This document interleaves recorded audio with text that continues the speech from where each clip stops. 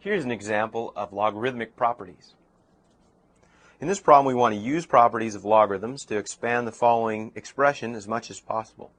Where possible, we're going to evaluate that expression without using a calculator. All right, so we got log base 4 of 64x to the fifth. Since we have multiplication inside our logarithm here, we're going to write this as log base 4 of 64 plus log base 4 of x to the fifth.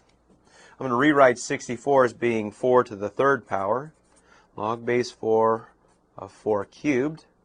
And also now we can use our power rule to roll that 5 out in front, so we get plus 5 times log base 4 of x.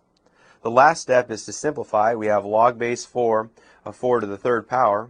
By definition of inverse functions, 3 drops out, so we get 3 plus 5 times log base 4 of x.